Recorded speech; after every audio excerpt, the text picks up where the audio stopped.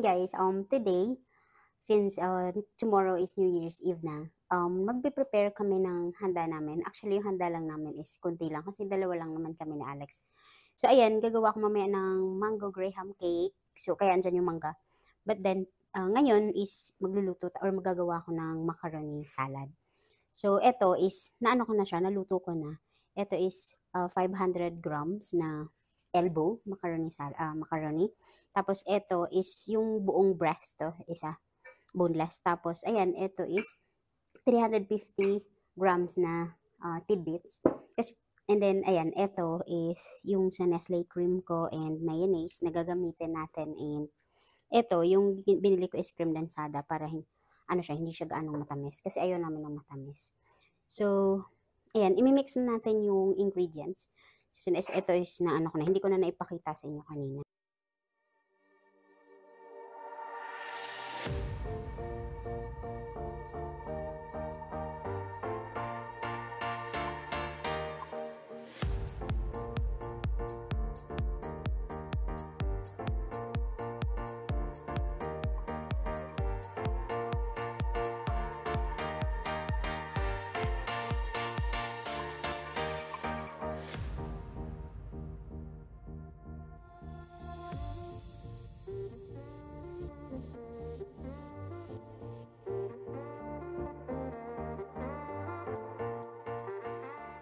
So, yun guys, ngayon naman tuturuan ko kayo paano magluto ng creamy graham, mango graham cake.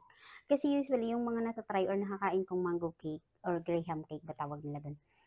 Pag yung, di ba, yung sa mga party, usually na parang runny siya. Tuturuan ko kayo kung paano siya gawing creamy. Parang ilabas niya is talagang cake. So, eto muna yung ingredients ko. I'll show them the ingredients. So, eto mangga. 9 pieces mangga to. Kumbaga, inano ko na siya para mas madali. And then, I have here the Nestle cream. So, kung makita nyo, buo siya kasi nilagay ko siya sa ref. Kasi nga, i-whisk natin mamaya para mas madali i-whisk. Tapos, ito yung cream densada again. So, ito, Graham Crush, tsaka yung biscuits niya. So, tuturo ko sa inyo kung paano to pakrimihin para mamaya pag nilagay natin.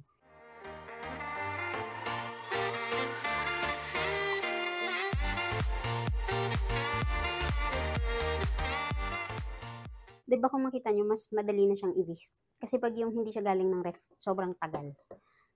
Then ngayon, ihalo natin tong cream densada. Then i-whisk natin ulit.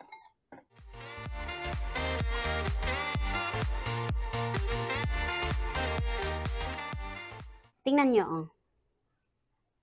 Diba? Creamy siya. Hindi siya yung parang liquid lang. So, ganun ako pag gumagawa ng mango graham kasi ayun nga, mas gusto ko yung hindi siya malit tubig.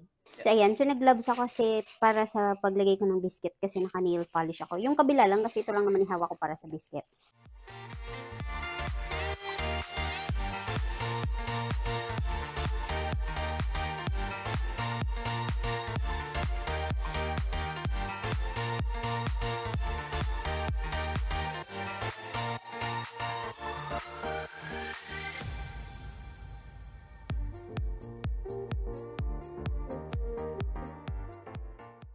Add tayo ulit ng another biscuit.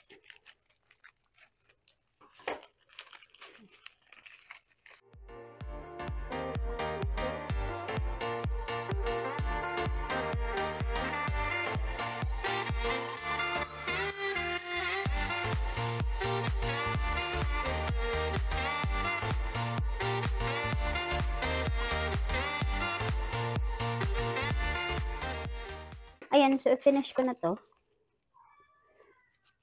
Dapat kaya pa isang layer, pero kasi dalawa yung gagawin ko kasi dadalhin ko sa office yung isa.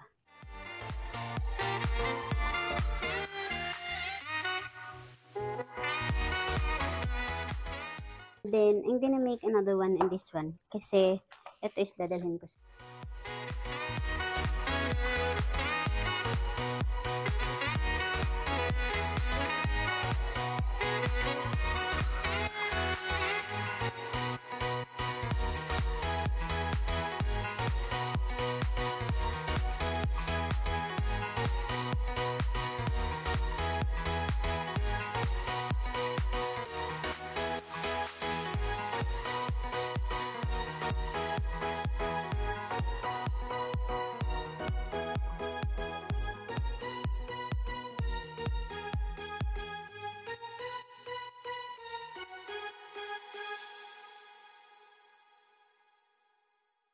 So yun guys, our finished product. So ipakita ko to sa inyo bukas pagka lumamig. Makikita nyo na parang cake talaga siya.